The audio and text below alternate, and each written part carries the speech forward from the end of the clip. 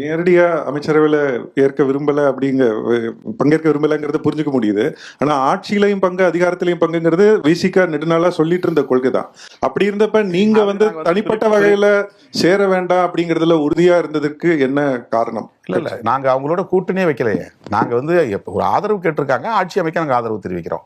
ஆட்சி அமைக்க ஆதரவு எந்த அடிப்படையில் நாங்க தெரிவிக்கிறோம்னு சொன்னா, தமிழ்நாட்டுக்குள்ள மீண்டும் ஒரு தேர்தல் உடனே வர வேண்டாம், அல்லது குடியரசுத் தலைவர் ஆட்சி முறைக்கு வந்துடக்கூடாது. அப்படி வந்துருச்சுன்னு சொன்னா அவங்க 6 மாசம் இல்லை 1 வருஷம் கூட எக்ஸ்டெண்ட் பண்றது வாய்ப்பு இருக்கு. 1 வருஷம் இல்லை மேலும் 1.5 வருஷம் கூட எக்ஸ்டெண்ட் பண்றது வாய்ப்பு இருக்கு.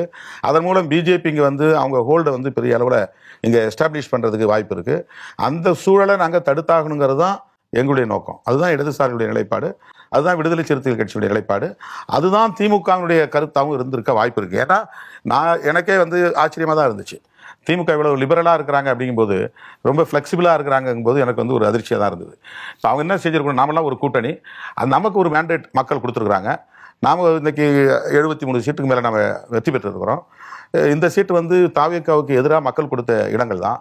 அதனால் நாம் ஒன்றும் அவங்களுக்கு சப்போர்ட் பண்ணணும்னு அவசியம் இல்லையே அப்படிங்கிற கருத்தை அவங்க தரப்பில் யாராவது எங்களை சொல்லியிருக்கலாம். அப்படி யாரும் சொல்லலை. அவங்க எங்களை ஆதரவு நீங்கள் கொடுக்கக்கூடாது, ஏன் நீங்கள் ஆதரவு கொடுக்குறீங்க அப்படின்னு அவங்க தரப்பில் அமைச்சர்கள் கூட யாரும் சொல்லலை. அது எனக்கு பெரிய அதிர்ச்சியாகவும் இருந்தது, ஆச்சரியமாகவும் எனக்கு வியப்பாகவும் இருந்தது. அப்போ அவங்க என்ன சொன்னாங்கன்னா, ரொம்ப சாதாரணமாக ஓகே அதனால் ஒன்றும் இல்லை சப்போர்ட் பண்ணுங்க. இன்னொரு தகவல் சொல்கிறேன், 2 மணிக்கு நான் டெப்டி சிஎம் உதயநிதிட்ட பேசக்கூடிய வாய்ப்பு அமைஞ்சது. ஆனால் நீங்கள் ஆதரவு தெரிவிக்கிறதா தெரிவிச்சிருங்கண்ணே அப்படின்னு சொன்னார். இப்போ நீங்கள் செகண்டரி சோர்ஸ் வச்சுட்டு தான் வெளியில் டிபேட் பண்ணுறீங்க. எங்களை மாதிரி ஆட்களை யாரையும் நீங்கள் தொடர்பு கொண்டு பேசுறதில்ல. தோழர் பிரியனோ, சிவப்பிரியனோ, லட்சுமியோ, நீங்கள் உங்களை பற்றி இப்படி பேசுகிறாங்களே, இந்த மாதிரி ஒரு கருத்து இருக்குது, இது என்கிட்ட கேட்டால் தானே பிரைமரி சோர்ஸு.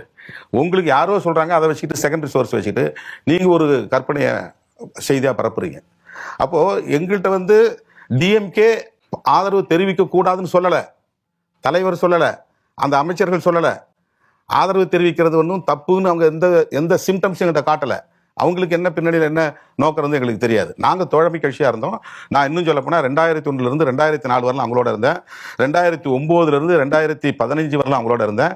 2016 தேர்தல் முடிஞ்ச பிறகு இதுவரையிலும் அவங்களோட இருந்திருக்கிறேன். நீண்ட பயணம் அவங்களோட நான் பண்ணியிருக்கிறேன். அவங்களுடைய பிரச்சனைகளுக்காக விடுதலை சிறுத்தைகள் எவ்வளவோ விஷயங்கள் நீங்கள் சொன்ன மாதிரி பழியை நாங்கள் சுமந்துருக்கிறோம். வேங்கவியல் பிரச்சனைகளையும் சரி, மற்ற பிரச்சனைகளையும் சரி, எல்லாத்துலேயும் நாங்கள் போராடி இருக்கிறோம். போராடுறது உங்களுக்கு தெரியல, யாரும் போராடல தான் சொல்றீங்களே தவிர, அந்த ஆட்சி காலத்தில் அதிகமான போராட்டங்கள் நடத்திய கட்சி விடுதலை சிறுத்தைகள் கட்சி. ஒடுக்கப்பட்ட மக்களுடைய பிரச்சனைகளுக்காக அது ஆதாரங்களோட என்னால் காட்ட முடியும். அப்போது